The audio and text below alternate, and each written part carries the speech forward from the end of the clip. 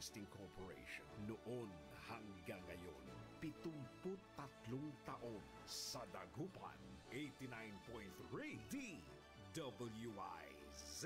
Nagbabalita ng tama, naglilingkod ng tama. DWIZ. Todo balita, Lunes hanggang Sabado dito sa DWIZ FM 89.3 News Radio Dagupan.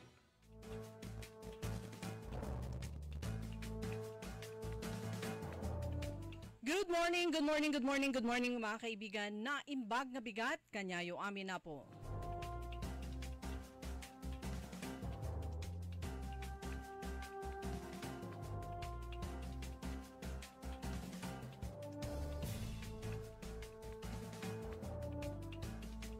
Araw ng Miyerkules, ngayon ay August 13 at oras na ng ating programang Todo Balita at Komentaryo sa DWIZ Dagupan.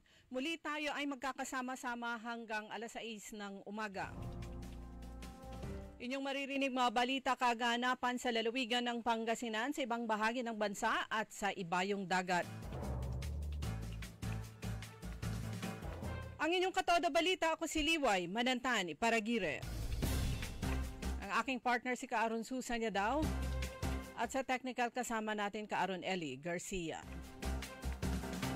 Sa ulo ng mga balita sa Balitang Nasyonal.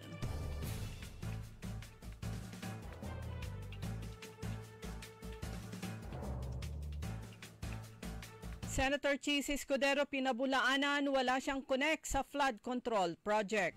Todo balita. Utos naman ni Pangulong Marcos sa PNP, umulan ng umaraw rumisponde sa tawag sa 911 hotline. Todo balita.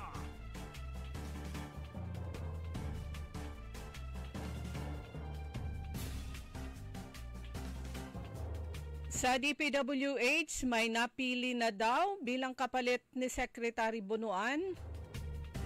Todo balita. Dumako naman tayo sa mga balitang lokal.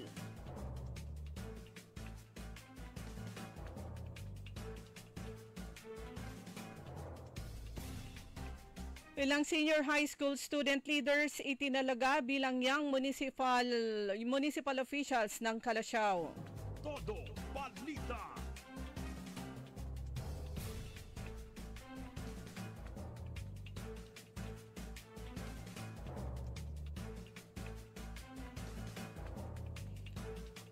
Lokal na pamahalaan ng Umingan, ini-enforce ang provisions ng executive order kung saan nakasaad ang operating hours sa public market. Todo balita. Sa balitang pampalakasan, Gilas, Pilipinas binuhat ni Brownlee sa quarterfinals. Todo balita. At ngayon sa detalye ng ating mga balita.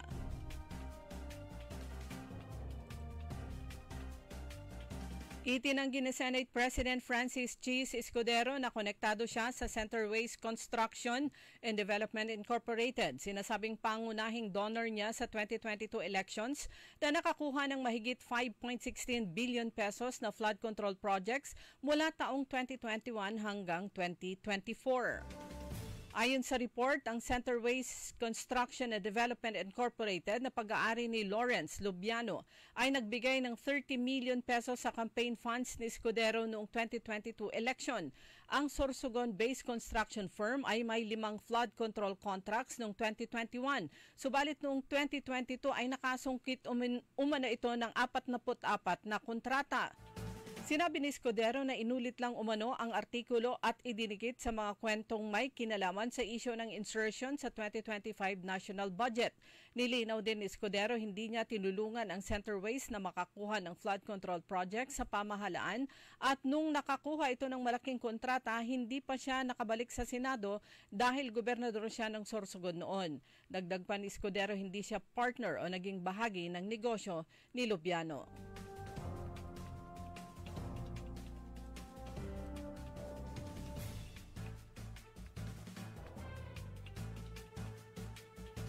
Inatasan ni Pangulong Ferdinand Marcos Jr. ang Philippine National Police na tiyakin na may sagot sa bawat tawag gamit ang pinakabagong 911 response technology ng bansa. Ang 124th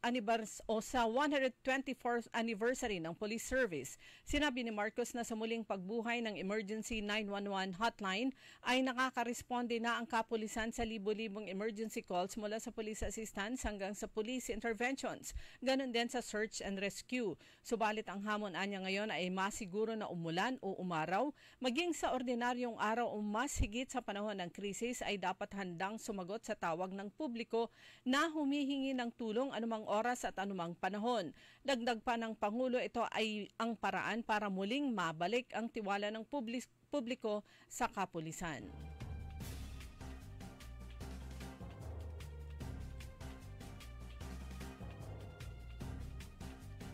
Pinagbawalan ng DILG ang lahat ng personnel at empleyado sa mga attached agencies, elected at appointed local government officials na magsugal sa online gambling. Ito ang nakasaad sa ipinalabas ng DILG na Memorandum Circular para palakasin pa ang kautusan na nagbabawal sa casino gambling at iba pang online platforms na nagsisilbing banta sa integridad ng public service. Niliwanag ng DILG na kasong administratibo at kriminal ang kakaharapin ng sinumang lalabag sa kautusan na agad epektibo.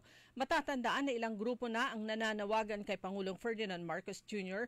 na magpatupad ng total ban sa online gambling. Pero ayon kay Pangulong Marcos, mas makabubuting pag-aralan muna ang panukala.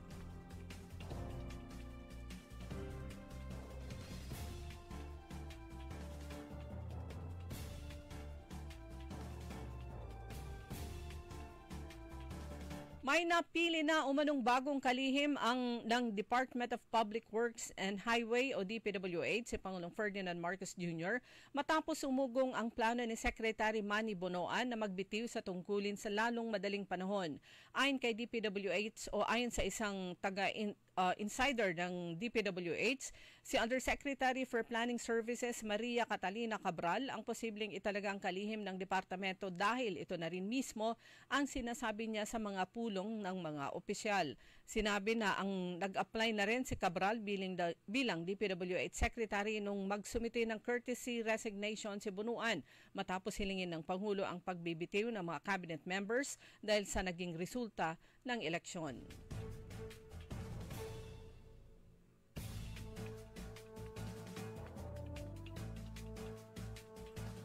Samantala, ikakalat na rin sa loob at paligid ng paaralan ang mga barangay tanod.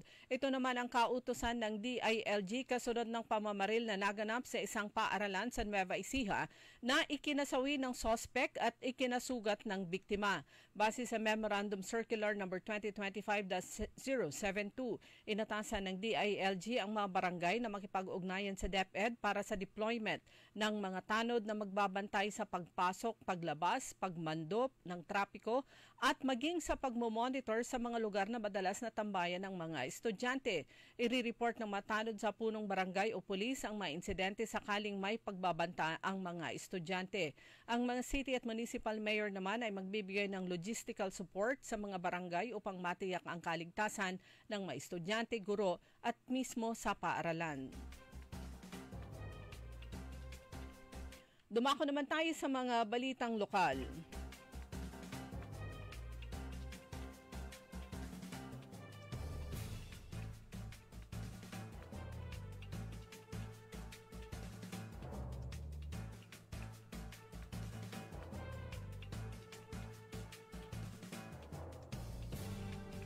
Sa bayan ng Calasiao, inilunsad noong araw ng Lunes ang panangidaulot ang serbisyo na ugugaw sa bayan ng Calasiao kung saan inimbitahan ang piling estudyante sa senior high school mula sa mga pampubliko at pribadong paaralan. Sa nasabing programa, inihalal ng mga estudyante ang magsisilbing young municipal officials na sasailalim sa training at patnubay ng kanilang counterpart sa lokal na pamahalaan. Noong araw din yung pinili ng 38 na mga representante ng public and private school sa Calasiao ang kanilang mga young officials. Kanilang napili bilang young municipal mayor si Don Angela Telan At yung Municipal Vice Mayor naman si Alaysa Asuncion, parehong estudyante sa Calasiao Integrated School o Calasiao Comprehensive National High School. Samantala, ang young municipal councilors ay sina John Apostol, Res Cazar, Sofia Pungtilan, Jamela Natchola, ganun din si Mark Lester Beltran. Kasama rin nilang nahalal bilang young municipal councilors ay sina Ray Ann Villamil, Diana Mamaradlo, Hani Dagarag, Mernel Ladicho at Prince J. Lord Mamaril. Samantalang iba pang mga representante ay sila naman ang bumubuo ng mga young department heads.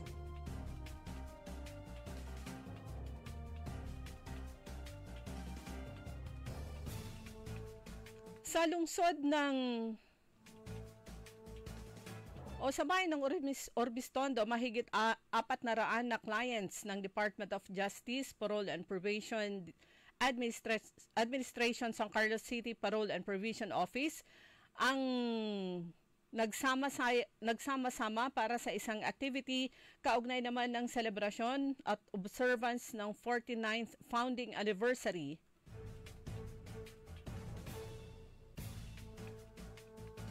Ang aktibidad ay ginanap sa sports complex ng Orbistondo. Kagaya ng isa sa mga attendees na si JR, ang nasabing event ay nagsilbi bilang pagpapaalala sa mga pangalawang pagkakataon at panibagong buhay na posibleng kaharapin.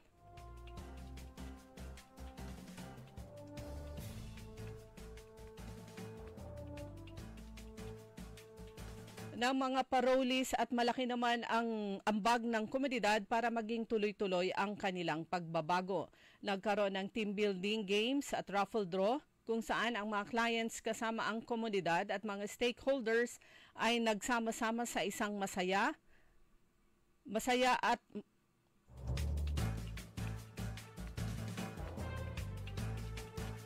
at punong-puno ng bonding na aktibidad. Ito ay para maipromote naman ang healing and responsible rehabilitation. Sa bayan ng Umingan, tuloy-tuloy naman ang enforcement ng provisions ng Executive Order No. 2022 Series of 2025 na pirmado ni Mayor Attorney Chris Ever Tadeo Lainez.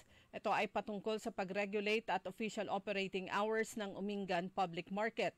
Nakasaad sa nasabing Executive Order ng operating hours ng kanilang public market ay mula alas 3 ng madaling araw at hanggang alas 8 ng gabi. Lahat naman ng mga commercial activities sa nasabing lugar ay dapat sarado na mula alas 8 onwards hanggang madaling araw. Ayon kay Mayor Lainez, ang nasabing polisiya ay kanilang ini-implement para ma-maintain ang peace and order at disiplina sa mga public spaces. Dumako naman tayo sa balitang pampalakasan.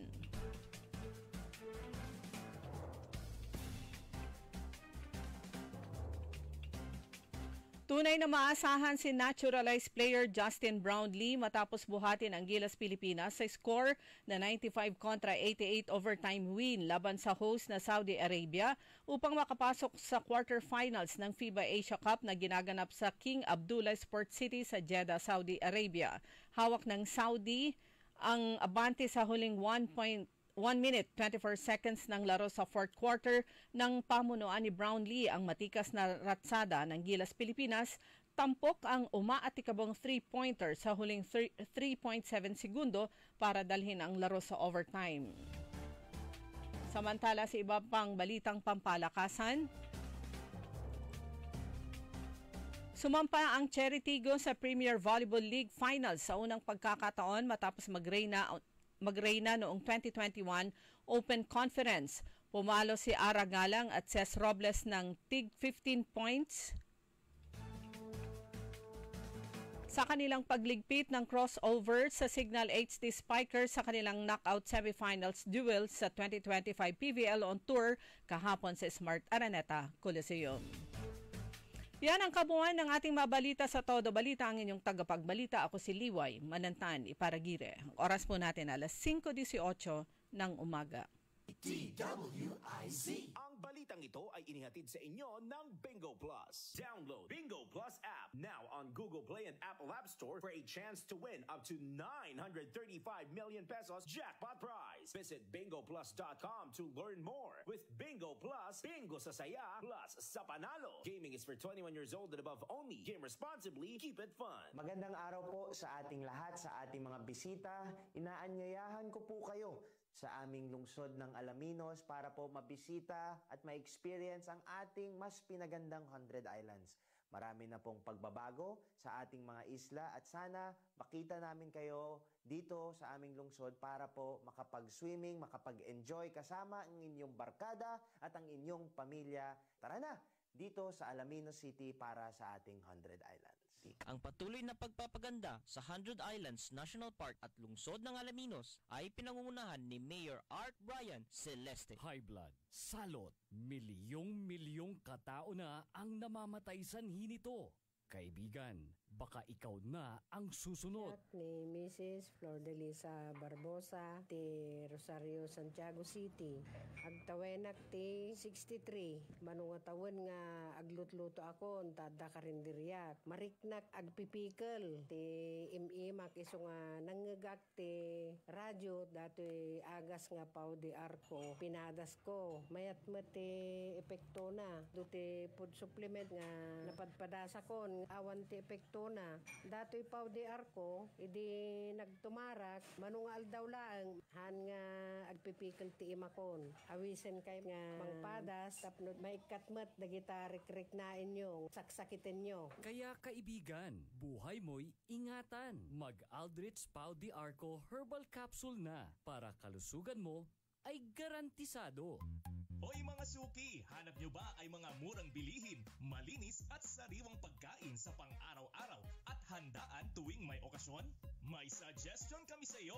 Tayo na sa Macador Market na kung saan inyong mabibili ang mga mura, sariwa, malinis at ligtas na bilihin tulad ng karne ng baboy at baka, manok, isda, gulay at iba-ibang sangkap sa pagkain. Matatagpuan din sa Macador Market ang dry goods, groceries, eateries at fruit section. Kaya ano bang hinihintay nyo? Gawing bongga ang handa mo everyday with Macador Market. Macador Market is open from 4 a.m. to 8 p.m.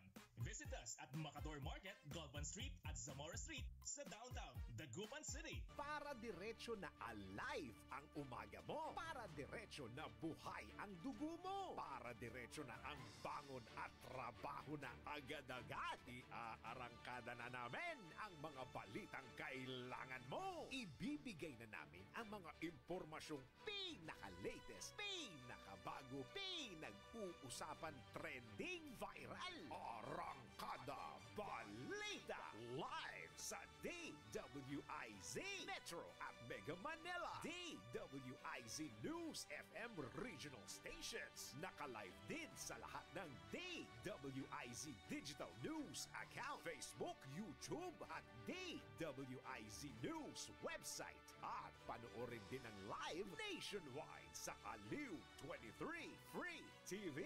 Arangkada Balita. Arangkada na sina Drew Nasino at si Ate Juday, Judith Estrada Larino. Gising ang morning mo sa Arangkada Balita. Live araw-araw, Monday to Friday, 5 a.m. DWIZ. Liway Manantan sa Todo Balita.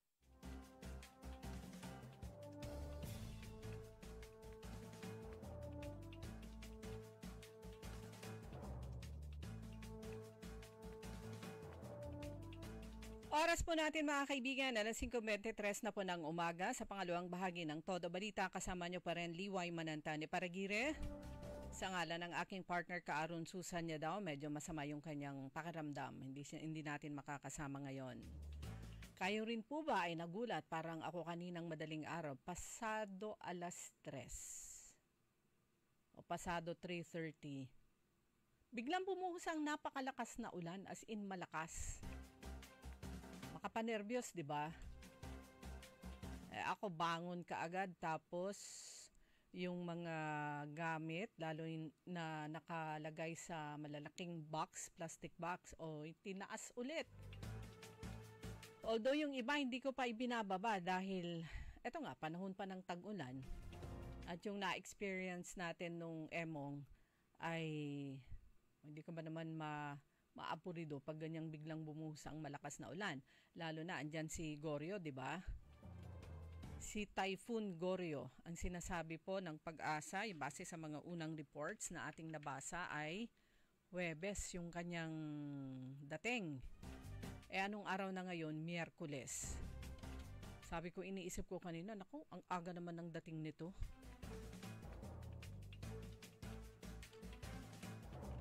Pero mamaya tingnan natin. Try natin mamaya Aaron Eli na i-contact ang Pag-asa Dagupan. Baka sakaling andyan si Sir June para alamin natin ang lagay ng panahon at kung paano ang track nitong si Goryo. Goryo pa rin yung kanyang pangalan.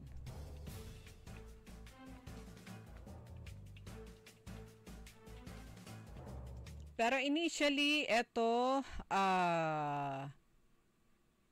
Weather Advisory number 4, makikita nyo po ito sa Facebook page na DOST Pag-asa. Inilabas ito August 13, kanina alas 5 ng umaga.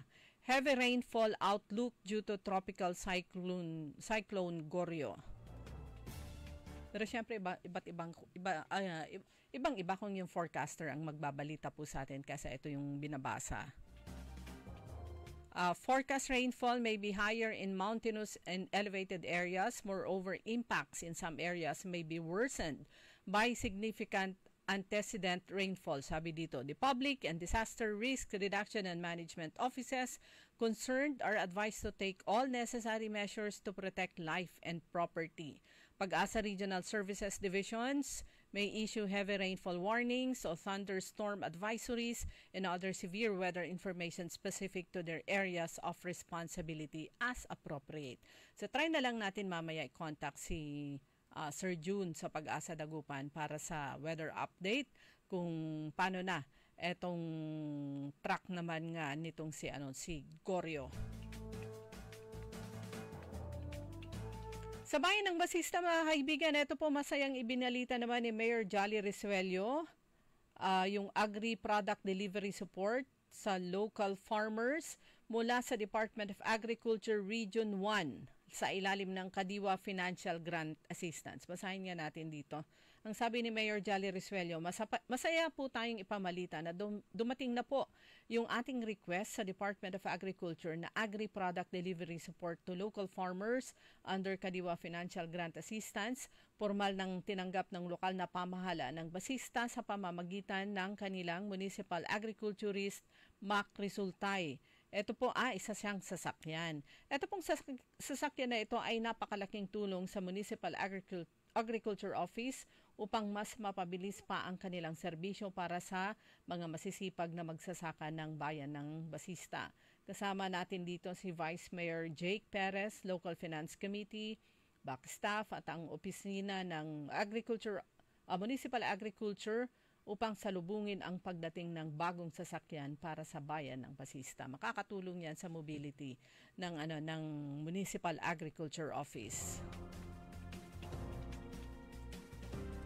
Yung sa balita nga natin kanina, mga kaibigan, so dito sa bayan ng Calasiao bilang bahagi ng kanilang selebrasyon ng Buwan ng Kabataan, buwan din ng wika.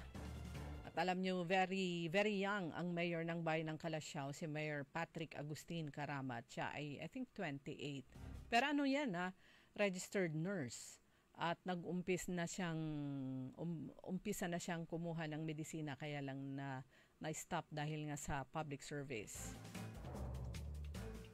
Dahil nga ito ay very young at buwan ng kabataan, kasama ang local Youth Development Office at ang kanilang Sangguniang Kabataan plus syempre ang DepEd Calasiao ay kanilang inilunsad itong Panangidaulo tan serbisyo na ugugaw. Acronym ay PSU. PSU ng Calasiao to. Panangidaulot tan serbisyo na ugugaw. Sila ay nag-imbita ng representatives sa lahat ng public and private school sa Calasiao na merong senior high school, grade 11 or grade 12 students. So merong 38 lahat-lahat na mga estudyante na bumubuo na sayay PSU, Young Officials, Young Municipal Officials, at sila mismo ay nag-elect ng kanilang mga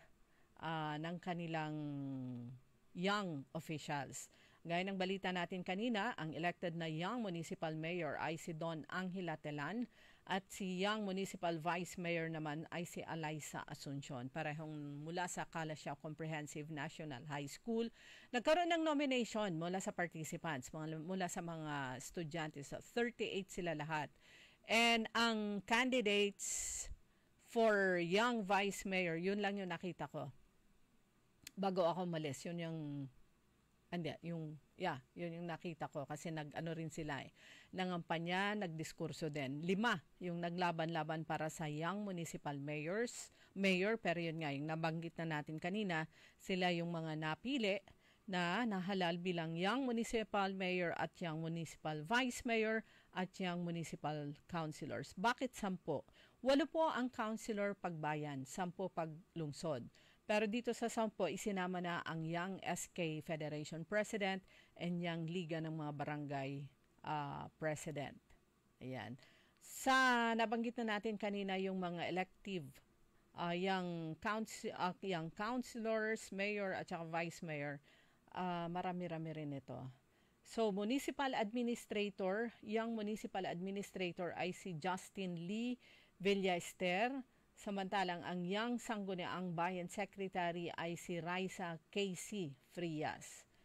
And the rest ay mga department heads: Accounting, Agriculture, Engineering, Municipal Health Office, Treasury, MDRRMO, MPDO, HRMO, MCK. Ano kaya? Municipal Cooperative siguro to, MCK. Puro acronym na to, hindi ko alam yung iba kung anong ibig sabihin. EEO, Menro, Environment yan. MSWDO, DILG, POSO, Budget, MTC, COMELEC, DTI, Veterinary, PNP, Post Office, BFP, Assessor, PESO, COA, PSDS1 and PSDS2. I think sa ano yan, sa DepEd. So, yun po. At for 1 week, they will shadow. Magjo-duty sila dun sa mga opisina ng kanilang mga counterpart. At saka, yan for 1 week, pero yung for the meantime, dahil buwan ng kabataan, pero year-long yung kanilang paninilbihan bilang young officials. Nung Lunes, nagkaroon tayo ng pagkakataon na ma-interview si Mayor Patrick Agustin Karamat kaugnay nito. So pakinggan po natin yung bahagi lang ito ng interview sa Young Mayor ng Bayan ng Calasiao. Well, as you can see, as a youth leader also, gusto ko pong itap ang mga youth dahil nakikita ko po ang talento at ang kanilang talino sa hindi lang po sa kanilang eskwelahan kundi sa kanilang nasasakupan na barangay. Kung kaya naisip ko po magkaroon po tayo ng isang programa kung saan hino-hone natin or minomolde po natin ang kabataan na magiging leaders po sa susunod na henerasyon. In connection with that, Mayor, reaction niyo po doon sa sinabi ng isang candidate na parang thankful siya magkakaroon ng avenue para sila mismo na mga kabataan in times of calamity and other incidents, meron silang, kumbaga, makakapag-chat and meron silang pupuntahan. Well, not only that, malaki po ang broad or scope ng ating programang ito. From here, makikita po ng iba't ibang youth leaders po natin kung ano po ba talaga ang actual work ng mga municipal officials natin at mga department heads po natin nang sa ganun maintindihan po nila at sila na rin po ang mag-relay sa mga kabataan na nasasakupan po nila. Kung ano nga po ba talaga at paano po ang proseso ng isang gobyerno. Nabanggit niyo rin po kanina, 1 week they will shadow mga officials na kung kanino sila, yung counterpart nila. But for the whole year, paano po yung role naman po? Well, meron po tayong mga symposiums, meron po tayong mga small group discussions that we are preparing for them. Ito, marami po tayong etiquette building, values building, every topic po na may empower po natin ang youth, gagawin po natin all year long naman po ito. As of now, dahil we are celebrating the buwan ng kabataan, we are launching programs na hindi naman po for a week or hindi lang po for a month, but the entire whole year long po. So yan mga kaibigan, tinig po yan ni Mayor Patrick Agustin Karamat ng Bayan ng Calasiao, and congratulations sa lahat ng 38 lucky representative, mga learners mula sa public and private schools sa pagkakataon na maging bahagi ng pinakaunang batch ng young officials ng dyan sa Bayan ng Calasiao, at saka yung training, sila yung pinakauna. Yan, binabati rin po natin ang good morning ang ating kaibigan. Na-meet natin siya nung siya ay principal ng SWAL National High School, pero ngayon ay siya ang principal naman ng Calasiao Comprehensive National High School, si Ma'am Karen, Dr. Karen Untalasco. Galing-galing po niyan. I think kung hindi lang siya regional awardee, kung hindi ako nagkakamali, national awardee din po siya. Ng civil service yata yun. Again, congratulations sa pinakauna. You are the first batch and very lucky dahil opportunity na matuto. Meron po silang training, meron silang seminar, and so on and so forth. At meron pa pala, meron ako nakitang meron silang search for young outstanding leaders.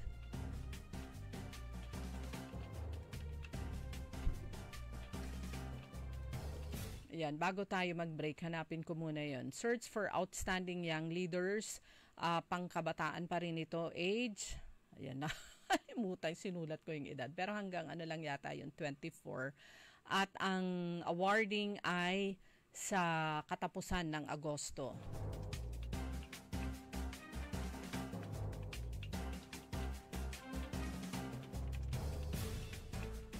So for nomination po yun, kung meron kayong kakilala na magaling na kabataan,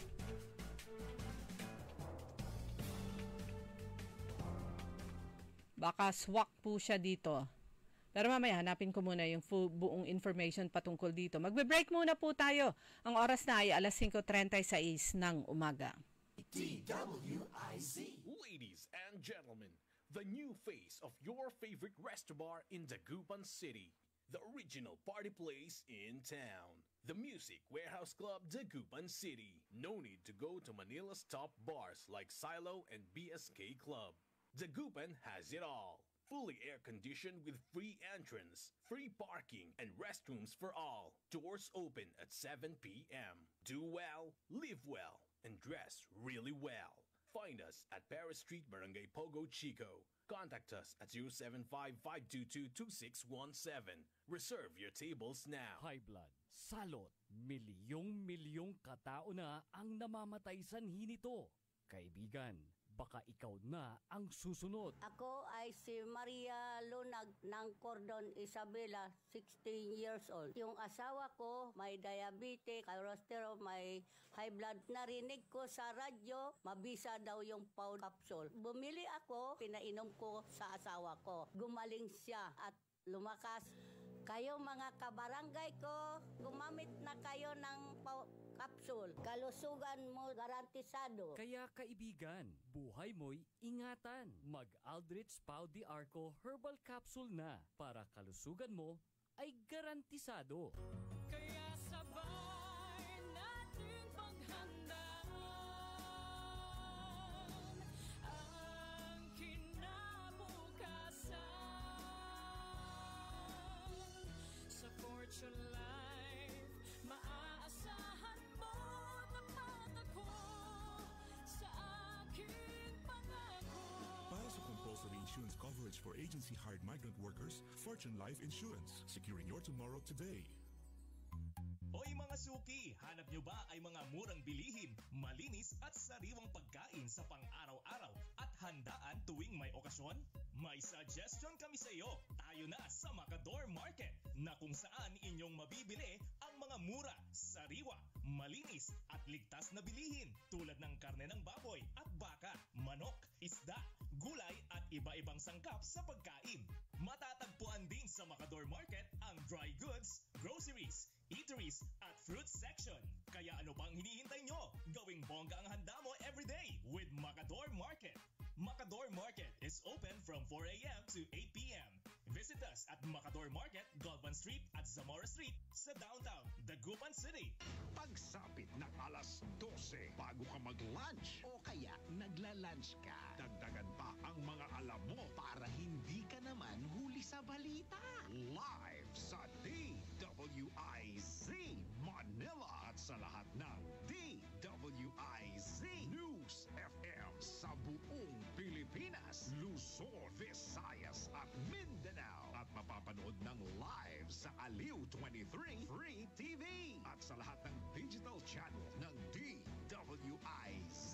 Ang Balitang Bayan. Mga balitang nangyari lang at kasalukuyang nangyayari. Balitang Bayan. Kasama ang opisyal na tagagising ng bayan, si Drew Nasino. Di ka aantukin kapag nalaman mo na ang latest sa Balitang Bayan. Sa patuloy na pagbabalita ng tama at paglilingkod ng tama. Balitang Bayan. Araw-araw, 12 noon. DWIZ. Liway Manantan sa Todo Balita. Oras na po natin mga kaibigan, alas 5:40 na po ng umaga. Kasama nyo pa rin Liway Manantan Paragiri at kayo pa rin po ay nakikinig sa ating Todo Balita. Kaaron, Eli, baka pwedeng itry ang Pag-asa Dagupan. Kuha lang po tayo ng weather update. Kumusta na kaya ang lagay ng panahon? Makapakigtot?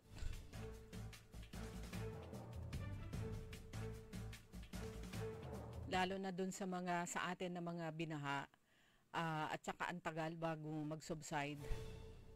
Ay nako, bumuhas lang ang malakas na ulan na ganyan. Bigla kang magigising pag madaling araw at hindi ka na makatulog. Parang ako kanina. Good morning kay Ernesto Musada, kay Rafael Acosta Mangalyag Jr., kay Sir Roberto Nimer, pa hindi ka makakapag-jog ngayon, Sir Maambon. Kay Gaheto Imasa Landingen Benjamin, good morning. Ganon din kay Lynn Coronel, kay Estrella Carmelo, Daduya Rizaldi, Marlene Kayabyab, at Chicora Aquino at Kuya dyan sa Barangay Tubeng dito sa lungsod ng Dagupan. Parang ay pinapaalala palagi. Matagal na silang listener. Si Marie at saka si Nino, mag-asawa to, dyan sa may Dory Canteen, dyan sa Capitol Complex, Lingayen. At syempre, sa mga kasamahan nila sa bahay at yung mga kapitbahay na nakakarinig sa atin, magandang umaga. At sa lahat ng ating mga suki, good morning. Kahapon, natuloy na rin yung plano kong mag-road trip papuntang Umingan. Last week, nag-road trip ako papuntang Bulinaw. Dahil meron nga yung Bulilit bus ng Victory. Sabi ko, matry nga to. Kasi noon, ang hirap bumiyahe papunta sa Bulinaw kapag wala kang sariling sasakyan. It's either, walang direct from Dagupan before. Magdagupan, Alaminos ka, and then Alaminos to Bulinaw. Kasi wala ngang diretso na sasakyan. Pero ngayon meron na, dalawa. Yung Bulilit bus ng Victory at saka yung mga e-jeepneys, yung modern jeepneys, yung coaster type. So, meron ding biyahe. Diretso din yon. Kaya lang yung coaster type jeep, aircon naman, okay naman yung biyahe, ay Dagupan, meron silang 20 minutes na stopover sa Alaminos. Medyo mahaba. Pero pahinga mo na rin yun, kumbaga. So natuloy yon, road trip, parang pumunta lang ako dong kumain ng paksiw na dilis. Ganun, tapos uwi.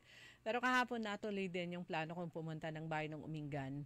Ayan, malapit sa puso namin ng Umingan dahil yung mamang namin ay taga-Umingan yan. Kahit naman yun, maganda naman yung kalsada. Kaya lang yung biyahe rin, unlike sa Bulinaw, pag Dagupan to Umingan, may diretsong biyahe yan. Sakay ka ng, ng bus na Victory or yung mga iba pang bus na biyaheng Isabela.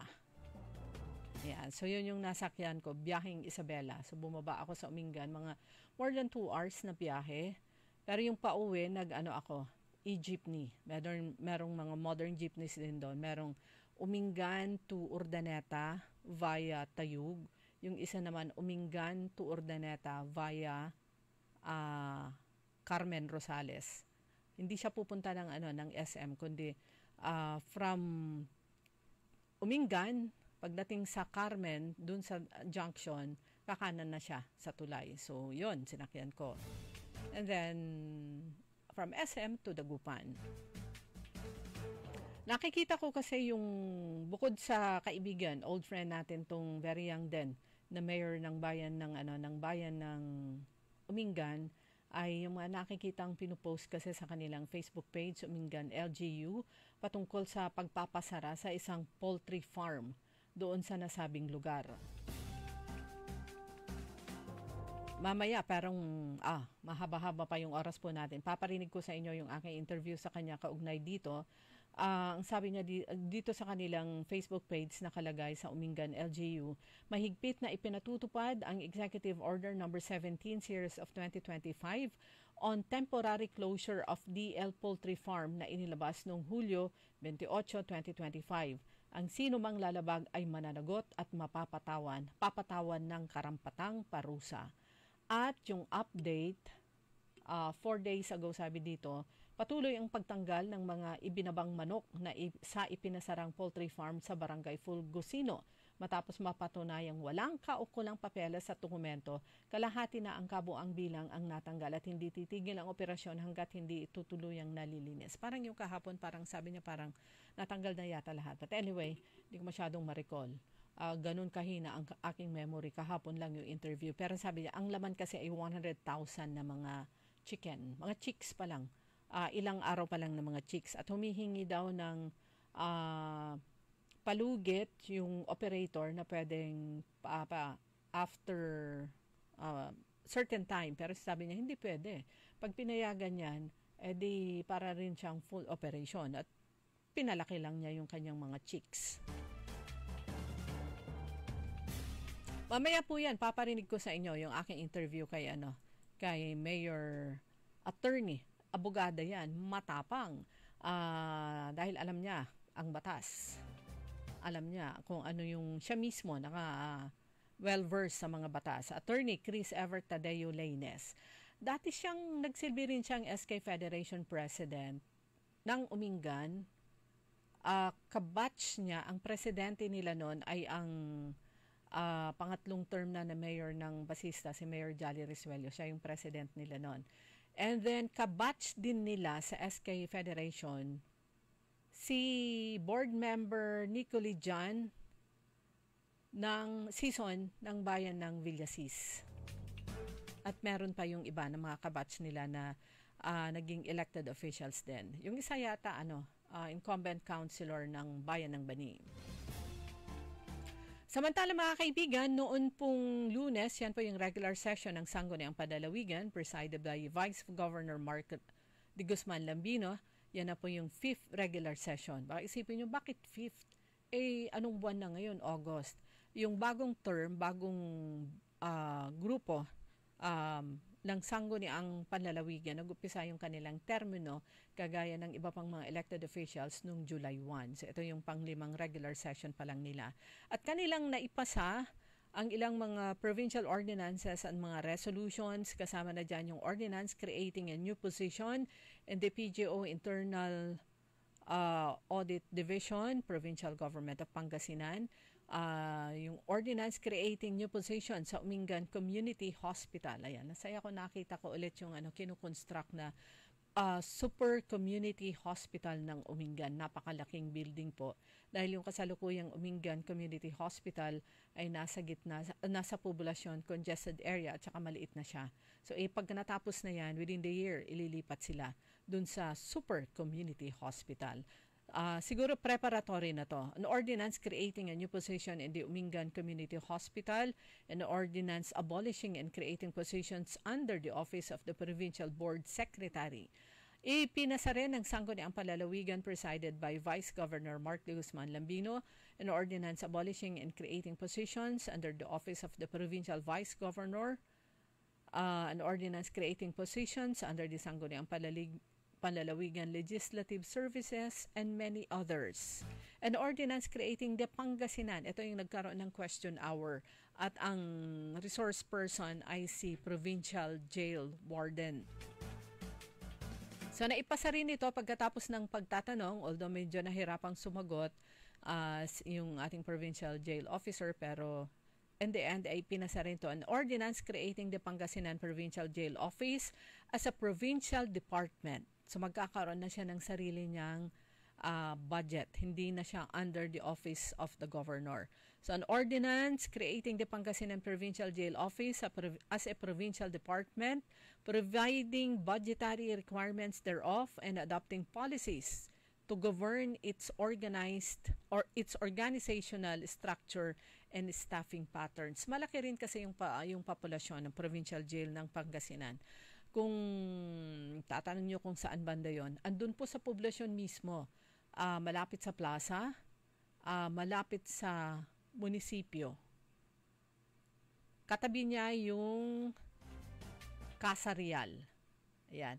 Munisipyo, Casa Real, and then Provincial Jail. Nabisita na rin po natin yan ng ilang beses. And I think nakapag-project na rin dyan noon ang Kiwanis Division 1. At nakapag-interview na rin in the line of work. Nakapag-interview na rin doon. Merong nakaseparate ang mga babae sa mga lalaki. Malaki sila. Malaki ito at malaki yung populasyon.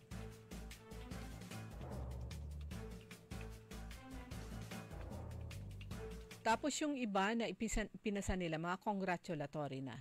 Like congratulating and commending Michael Zachary Zach Gico of Binalunan for winning the Boys 7 Division title in the 2025 U.S. Kids Golf World Championship held in North Carolina, USA.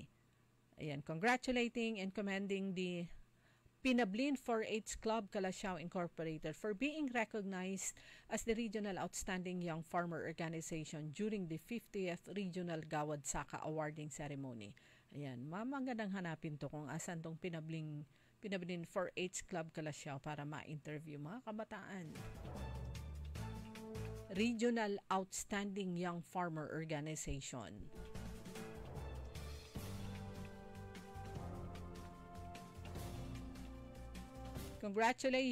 Congratulating Honorable Ramon Gico Jr., representative ng 5th District ng Pangasinan for his reappointment as head of the contingent of the House of Representatives to the Commission on Appointments sa House of Representatives. Samantala si Board Member Philip Theodore Cruz ng 2nd District naman, siya ay na-elect bilang Regional Public Relations Officer ng National Movement of Young Legislators o kaya NMYL. At yung kapwa niya, young elected official, si SP Board Member Kimberly Bandarlipe at councilor po siya ng bayan ng San Fabian. Na-elect naman siya as Regional Treasurer ng NMYL o National Movement of Young Legislators. And last but not the least, honoring the life and legacy of Dr. Antonio Sanchez and recognizing his outstanding contributions to public health and the medical services in the province of Pangasinan.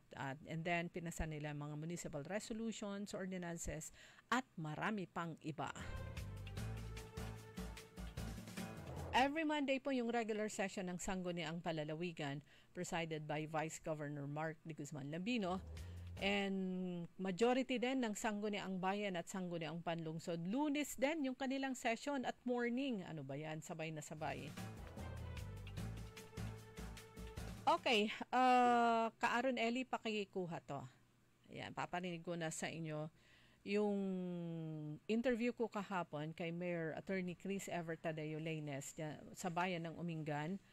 Ang travel time din ay Yung sa Dagupan to Bulinaw, yung kunento ko kanina, halos 3 hours yung biyahe. Plus the 20 minutes kasi na stopover sa Alaminos. Pagpapunta yan, 20 minutes. Ganun din pagpa-uwi, pabalik sa Dagupan, ganun din. Kailang wala kang kaba pag sa Bulinaw dahil maraming ang bulilit bus ng Victory na bumibiyahe plus yung coaster type na jeepney, yung e-jeepney, meron din silang biyahe. Di ko lang alam kung gaano karami yung kanilang e-jeepneys. Pero yung Dagupan to Umingan, gaya ng nabanggit ko kanina, kung na-mention ko na mahigit 2 hours. Kapag diretsong biyahe. Pero pag transfer ka sa Umingan, that additional ilang minutes pa rin yon. Pero pag dumaan ka dun sa mall, baka oras na yung dagdag. But anyway, ayan, nabasa ko na yung background kanina, pagpapasara, temporary closure sa DL Poultry Farm, dun sa bayan ng Umingan, at saka talagang nanindigan etong si Mayor Attorney Chris Ever Tadeo Lainez, dahil sabi niya, wala siyang mga papeles ang dami daw niyang kinalabit itong operator, pero sabi niya hindi pwede. But anyway, pakinggan po natin itong aking kapanayam. Ulitin ko, ang maririnig niyo po ay very young din na mayor ng bayan ng Umingan sa 6th District ng Pangasinan, Eastern Pangasinan, si Mayor Chris Ever Tadeo Lainez. Nung kasagsagan po ng bagyo, yung Cresing, nag-report po ang ating sanitary inspector dahil before po ako mag-assume ng office talaga, and sa first day actually na mag-assume ako ng office, sinabihan ko na sila na gusto ko yung closely monitor all the operation of poultry and piggery dito sa Umingan. So nung araw na yon, sinabihan ako na may isang poultry farm sa barangay Fulgosino na nag-load ng 100,000 chickens. So with that, tinignan ko yung mga papeles nila, dokumento nila kung kompleto. It turned out, and also through the recommendation of our monitoring team, nalaman ko na wala silang building permit, walang sanitary permit, walang business permit, and even yung mga nets na kailangan ay hindi pa tapos. So dahil dyan sa recommendation nila at sa nalaman ko na mga violations nila, nag-issue po kami ng executive order ordering na alisin lahat ng niload na 100,000 chickens. What was the initial reaction po ng investor? Nung una po, pumunta siya, nakiusap na bigyan ko sila ng palugit and all, but I am very firm sa decision ko, alisin ang mga niload na manok dahil wala silang mga legal documents and necessary permits. So kung gusto nila pong magnegosyo sa Umingan, siguraduhin nila that they will comply with all the necessary requirements na sinet forth ng batas natin at ng mga regulations po. After that, Mayor, kumusta na po ngayon sa area? Dahil po naging firm ang decision natin at walang sino man or kahit sinong tao ang pwedeng magpaiba ng ating desisyon, wala silang nagawa kundi alisin ang 100,000 chicken. So as of today, wala na po. Naalis na po lahat ng niload na chickens sa poultry sa Barangay Fulgosino. Mayor, yung investor, yung businessman, is he a local or is it a The registered owner, I think, the registered owner of the poultry farm is a local. So, yun lang po yung pwede namin i-disclose. Pero yun nga, nabanggit nyo na po kung ano yung mga kailangan kapag magbe-business dito sa Umingan. But so far, kumusta po yung iba pang mga nag-ooperate ng iba't ibang klaseng negosyo dito sa Umingan? Kasi napansin po natin, Umingan is becoming bigger at ang dami na bang mga establishments? Yes, kaya po sobra ko po tinututukan at may strict implementation talaga tayo sa ordinance. Kasi kung papasyal po kayo sa bayan namin, meron na hong nagko-construct ng mga business just like McDonald's. At ayoko po na makompromiso ang mga ganitong kalalaking investments dito sa bayan natin ng Umingan. Kaya ang order ko po talaga, there will be strict implementation of all ordinances pertaining to poultry and piggery. Dahil gusto ko pa po na mas marami pang maingganyo dito sa bayan namin na mag-invest. So sa mga ibang negosyo naman po or ibang poultry, yung iba nagko-comply, but then again, we will closely monitor their operation and we will make sure that there will be strict implementation of all our ordinances. Yan mga kaibigan, si Attorney Chris Evert Tadeo Lainez ng bayan ng Umingan. Bago po siya naging mayor, first term niya, dati po siyang vice mayor. So alam po niya kung ano yung mga sitwasyon sa kanyang bayan, alam niya kung ano yung mga problema, pero sabi niya mas problematic yung kanyang nadatnan. Siyempre iba kasi yung functions ng vice mayor sa executive sa mayor. Pero panghuli mga kaibigan, meron na lamang po tayong 1 minuto bago mag-alas 6 ng umaga. Good morning kay Madam Roske, how are you? Kay Mamata and Tropa at syempre kay DCV and Venice Chu Armas sa mga kasamahan natin sa Inner Wheel Club of Downtown Dagupan. Ito, huling ibabahagi ko ang sabi po dito mula naman sa Dagupan City Police Station. Makikita nyo po sa kanilang Facebook page. Meron na pong bagong hepe. Si Police Colonel Lawrence Keith Kalob. Siya po yung bago. Ang sabi po niya dito, mga kababayan, huwag nyo nang hanapin ang mga pulis sa presinto sapagkat kami ay nasa inyong mga telepono. Dial 911. Darating kami sa loob ng 5 minuto. Pero sana makita pa rin namin kayo, ha? Mga pulis, sana ma-face-to-face pa rin namin po kayo. Hindi lang, siguro pag emergency, dial 911. At pag emergency, wag ko yung pag-dial sa 911, hindi po yan joke-joke, ha? Hindi po pwede po yun. Good morning, Kuya Benji Tan, si Mambot, nakarating ang inyong mensahe. Good morning, Kuya Benji, kay Ate Mel, at kay Khalil. Good morning. At syempre yung mga kabarangay ko dyan sa Barangay Mayombo. At saka kay Kuya Mar Sabala. Good morning.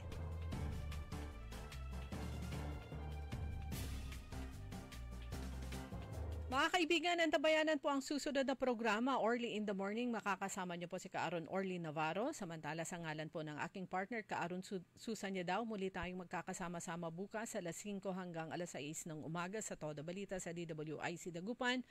Sa technical, kasama po natin Kaaron Eli Garcia. Ako po si Liway Manantani Paragire, nagsasabi po sa inyo ng isang magandang umaga po sa inyong lahat. DWIZ. Sumainyo ang Todo Balita, Lunes hanggang Sabado dito sa DWIZ FM 89.3 News Radio.